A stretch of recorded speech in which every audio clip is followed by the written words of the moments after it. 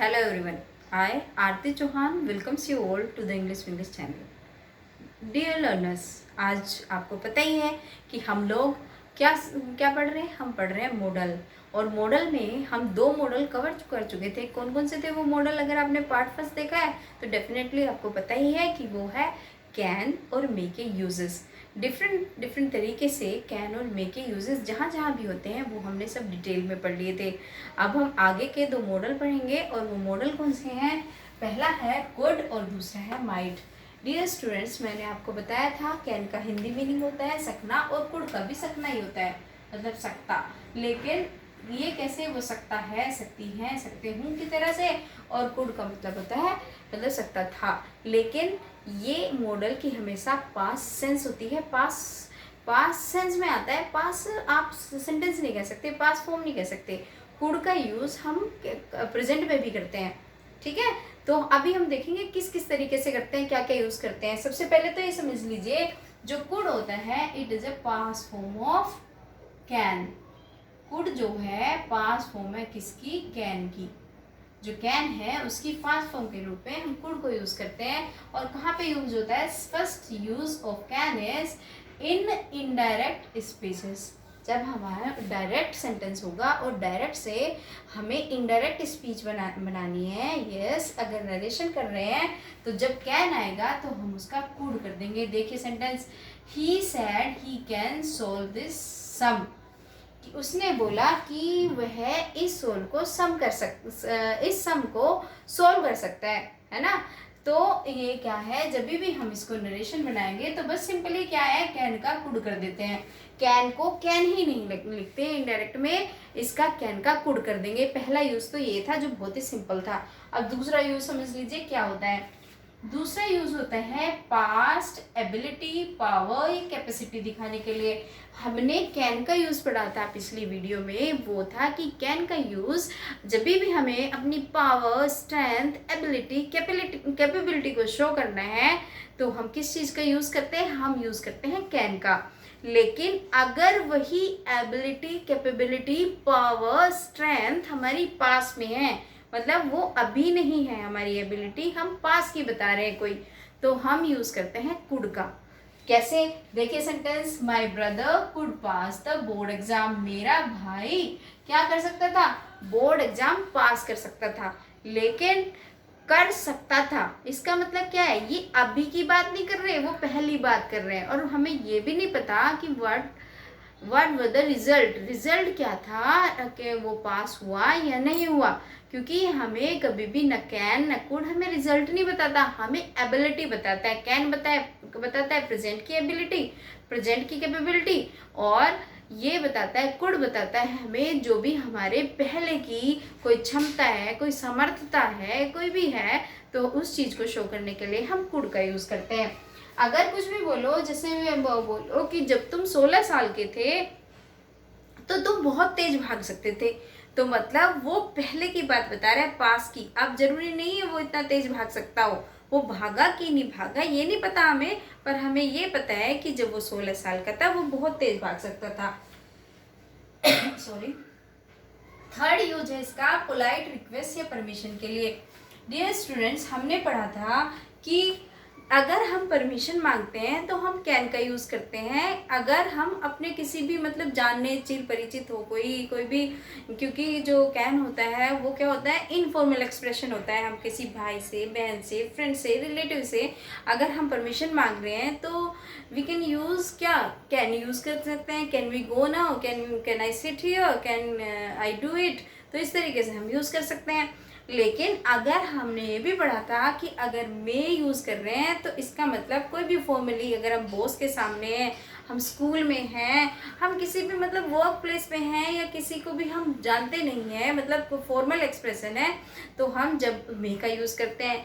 लेकिन माइट का हम तभी यूज़ करते हैं जब हम और भी ज़्यादा थोड़ा पोलाइट होता है। ये मतलब मे से भी ज़्यादा पोलाइट है, मे से ज़्यादा किससे पोलाइट है? इस तरीके से जब हमें थोड़ी मतलब ये समझ लीजिए थोड़ी झिझक हो, पूछना और भी मुश्किल हो, तो हम किस चीज का यूज करते हैं? कुड का यूज करते हैं।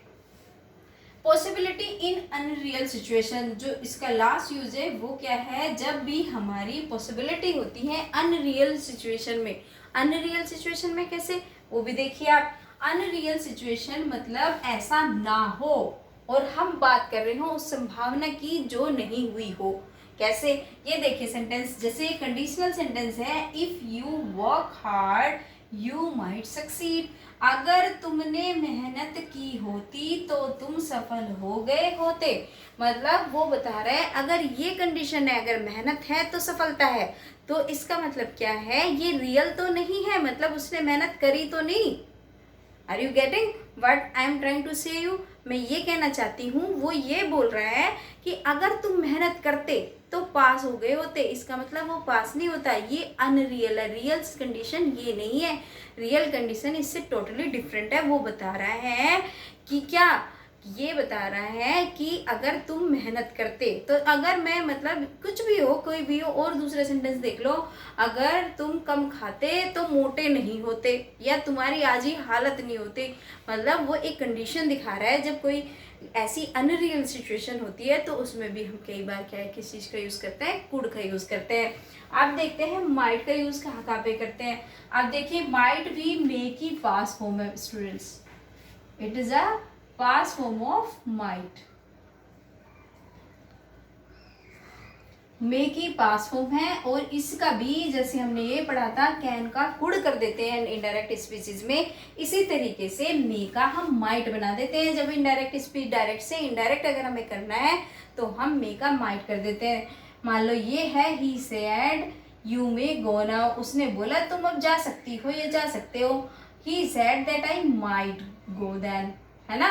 तो मे का क्या कर दिया हमने, माइट कर दिया। मे का मे नहीं छोड़ेंगे, माइट कर देंगे। कैन का कैन नहीं छोड़ेंगे, हम कुड कर देंगे अगर हमें नरेशन करने को मिली है। यह पहला यूज, होपफुली आप समझ गए होंगे। अब सेकेंड यूज से देखते हैं, टू सो लेस पॉसिबिलिटी।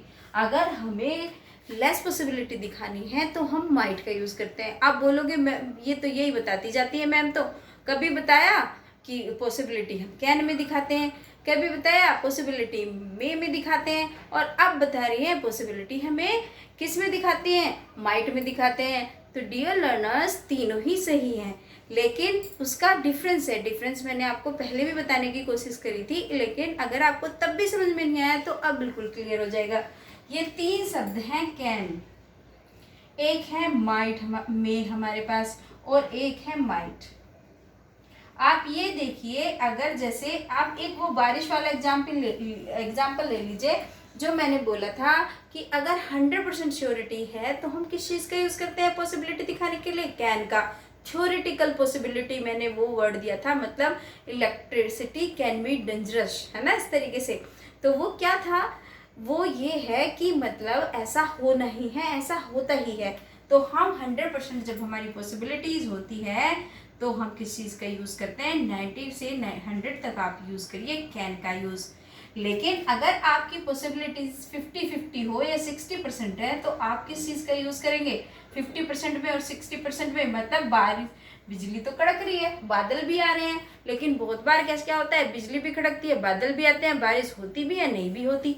तो जब हमें ये चीज़ दिखाने हैं तो हम इट कैन रेन टुडे नहीं बोलेंगे, हम बोलेंगे इट मे रेन टुडे, कि आज बारिश हो सकती है, राइट। उसमें बोला आज बारिश हो सकती है, वो हम श्योर हैं, और मे में हमने बोला आज बारिश हो सकती है, वो हमारी 50-50 है, हो भी सकती है, नहीं भी हो सकती। लेकिन अगर हम माइट बोलेंगे, इट मीन्स जो हमारी पॉसिबिलिटी है वो लेस है, very less. Very less means आप ये समझ लीजिए 30% है या उससे बिलो है, तो वी विल यूज माइट, है ना। अब समझ में आ गया, 30% तक माइट यूज़ करो, फिर उसके बाद मे यूज़ करो, और अगर 100% चीज़ें हैं तो आप क्या यूज़ करोगे, कैन यूज़ करोगे। चलिए अब चलते हैं अगले पॉइंट पे, और अगला पॉइंट क्या है, माइट। और हम कहाँ यूज़ करते हैं, for polite request and permission. अगर हमें पोलाइट रिक्वेस्ट या परमिशन करनी है तो हम माइट का यूज़ करते हैं। मैंने आपको बताया था कि इनफॉर्मल एक्सप्रेशन होता है आपका कैन। अगर हमें चिर परिचितों से, अपने जानने पहचानने वालों से बात करनी है तो हम कैन यूज़ करेंगे किसी परमिशन के लिए। Can I go now, can I do this, can I eat, can I have this. तो मतलब जब भी हमें कुछ जानने वालों से बात करनी है तो हम कैन का यूज़ करें। अगर हम कहीं पे ऑफिस में है, वर्क प्लेस में है, स्कूल में है, कॉलेज में है, तो हम किस चीज़ का यूज़ करेंगे? मे का करेंगे। हम बच्चों को यही सिखाते हैं ना कि अब may I come in, may I have this, may I go now. तो वो किस लिए सिखाते हैं? क्योंकि वो एक फॉर्मल एक्सप्रेशन है। हम फॉर्मल वे में बात करते हैं स्कूल कॉलेजेस में, तो हम इस ऑफिस में भी इस तरीके के यूज़ करते हैं। तो आप ये समझिए, लेकिन जब हमारा माइट होता है, माइट का मतलब क्या है? अगर हमारा कुड है, माइट है, तो उसमें हमारी थोड़ी झिझक भी है, थोड़ी परेशानी भी है, पूछना और मुश्किल है। तो हम जब किस चीज़ का यूज़ करते हैं? माइट का यूज़ करते हैं या फिर कुड का यूज़ करते हैं।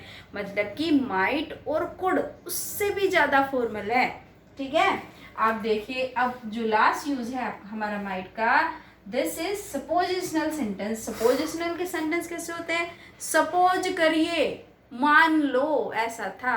आई विश, मैं ये चाहती हूँ, मेरी इच्छा ये है। मतलब वो ऐसा है नहीं एक्चुअली, पर उनकी इच्छा है ऐसी।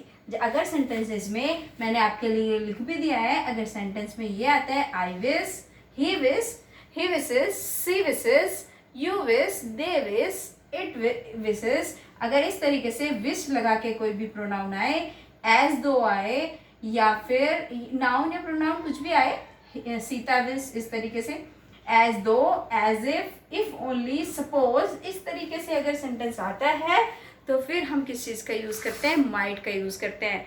इसका मतलब क्या है? इसका मतलब ये है कि सपोज कर रहे हैं, हम उस चीज़ को चाह रहे हैं ऐसा हो, मतलब हम चाहते हैं ऐसा हो, लेकिन वो एक्चुअली नहीं है। सपोज कर रहे हैं, सपोजिशनल सेंटेंस है। I wish he might have seen mother India, की मेरी इच्छा थी वो भी मदर इंडिया देखते, कि मेरी इच्छा थी आज मैं जलेबी खाऊं, है ना। इस तरीके से जब हम अपनी विश दिखाते हैं तो हम किस चीज़ का यूज़ करते हैं? हम यूज़ करते हैं माइट का। तो डियर स्टूडेंट्स, आई होप कि आपको कैन, मे, माइट, कुड, इन चारों का अभी तक यूजेस एकदम से समझ आ गए होंगे। एंड स्टूडेंट्स, अगर आपको मेरी वीडियो अच्छी लगी है, आपको समझ आया है सब कुछ, तो please don't forget like, comment and subscribe my channel and share with your friends too. Thank you.